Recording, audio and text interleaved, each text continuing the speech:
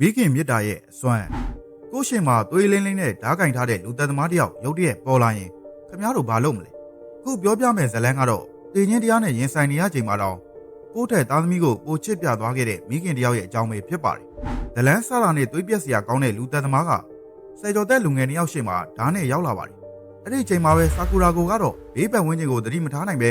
အသက်လူနေရတဲ့ကလေးငယ်တယောက်ရဲ့ရင်ဘတ်ကိုဖိပြီး TPR ပေးနေခဲ့ရတာပါအားလုံးဘာလို့အမှန်မသိဖြစ်နေတော့မှာပဲဒဏ်ရာရထားတဲ့ရဲရရှိတယောက်ကလူသက်သမားကိုအတင်းဝင်လုံးပြီးတားဆီးခဲ့ပါတယ်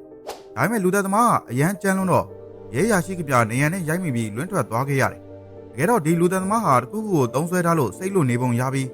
ဘာကိုမှဂယုမစိုက်တော့တာပါဒါဟာတကယ်ကိုကြောက်ဖို့ကောင်းတဲ့အခြေအနေပဲဒါပေမဲ့လူသက်သမားကရဲကိုထပ်တိုက်ခိုက်ဖို့လုံနေတော့မှာပဲကျမ်းပြင်ပေါ်ကအလောင်းတစ်ခုနဲ့တိုက်မိပြီးဟန်ချက်ပြတ်သွားပါတယ်အဲ့ဒီချိန်မှာပဲဆာကူရာကိုနဲ့အတူရှိနေတဲ့ကောင်လေးကသူ့ကိုတင်ပေးထားတဲ့ကိုခံပညာတွေနဲ့လူသက်သမားကိုမျက်တောင်တစ်ခက်တွင်းမှာတင်လုံထွေးပြီးဖမ်းချုပ်လိုက်နိုင်ပါတယ်။ကောင်လေးကအသက်ရှူရခက်နေပေမဲ့သူ့ဘိုးကငယ်ငယ်ကလေးကဒီပညာတွေကိုသင်ပေးခဲ့တာလို့ပြောပြနေချိန်မှာပဲ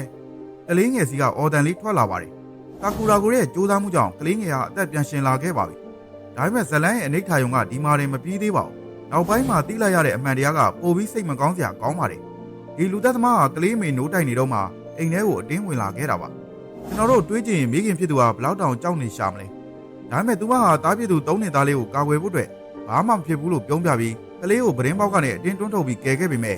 သူမကိုယ်တိုင်ကတော့အသက်မလွတ်ခဲ့ပါဘူး။ကဲကိုမိခင်မြတ်တာကရာအလုံးထက်ကြီးမြတ်တယ်ဆိုတာကိုဒီဇလန်းကပြသွားတာပါ။အသက်လူနေရတဲ့အချိန်ဒီမှာတောင်ကိုယ့်ထက်သားသမီးကိုပဲအရင်ဦးစားပေးသွားခဲ့တာ။ကဲတကယ်ချင်းတွေရောအဲ့ဒီမိခင်ရဲ့နေရာမှာဆိုရင်ဘာလုပ်မလဲ။